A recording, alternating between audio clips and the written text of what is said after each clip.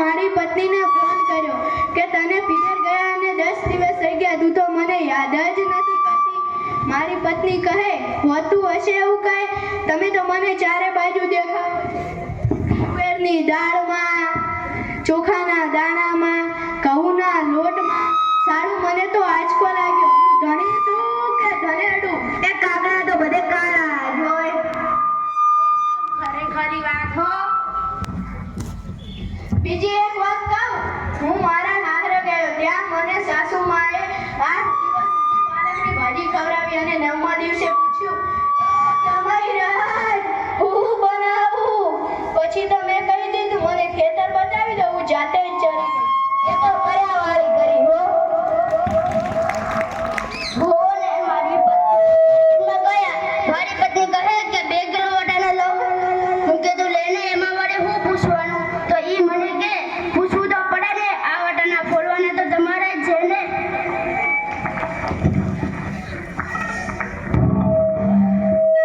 એલા બાયો ની ક્યાં માંડો છો? આજકાલની પરજાઓ પણ જુઓ ને. મારી ટિંડોળના હાથમાં ફોન આવે એટલે બસ પતી ગયું. આપણી સાથે બેઠા હોય અને વાત કરતા હોય, કોઈકનો ફોન આવે એટલે હાલવા જ માંડે. એલા આપણે કાઈ ખેતરમાં ઉભેલા ચાડિયા છીએ? એના મનમાં તો આપણે એવા જ છે. એને ફોન આવ્યો તો કલ્લો દુનિયા મોટી, મેં ધીરુભાઈ અંબાણી જોયો. એમાં આ જીઓ આવ્યો ત્યારથી છોકરાઓ આપણો જીવ લઈ ગયા છે. એનું નામ જીઓ નહીં પણ મરો એવું રાખવું જોઈતું તું. મોબાઈલ આવ્યો એટલે કે કેમેરો ગયો. મોબાઈલ આવ્યો એટલે ઘડિયાળ. મોબાઈલ આવ્યો એટલે કે બેટરી ગઈ.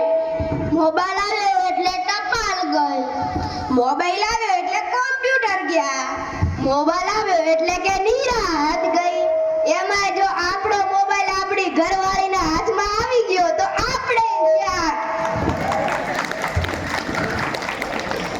અલ્યા જેવું પરથી યાદ આવ્યું તો મને કોને ખબર છે આ પછી પૈસા હાલતા હતા એ કોને બંધ કરાવ્યા? સરકારે બંધ કરાવ્યા, બીજું કોણ કરાવે? અરે નહીં, બધી પાવલી જીવોવાળા મુકેશ અંબાણીએ બંધ કરાવ્યા. એ કેવી રીતે? જો હું કહું, જ્યારે આ મુકેશ અંબાણીના લગ્ન થતા હતા ત્યારે પાવલી એટલે તો ઘણા બધા પૈસા કહેવાય. એટલે ગોર મહારાજ ઘડીએ ને ઘડીએ કીધા કરે, પાણીની ચમચી ભરો, મૂકો પાવલી. ગણપતિ પૂજન કરાવે ને કે મૂકો પાવલી. એક ફેરો ફરાવે અને કે મૂકો પાવલી. બીજો એક ફેરો ફરાવે અને કે મૂકો પાવલી. એલા મુકેશને તો એટલી ખીસ ચડી ને કે આખો દેશ મને મુકેશ અંબાણી કહે છે અને આ ગોર મહારાજ મને મૂકો પાવલી કહે છે. જો હું મોટો થઈને આ પાવલીને બંધ ન કરાવું ને તો મારું નામ મુકેશ અંબાણી નહીં. અને એને બંધ કરાવીને એમાં એ મોબાઈલ આવ્યો ત્યાં બગડ્યા છે.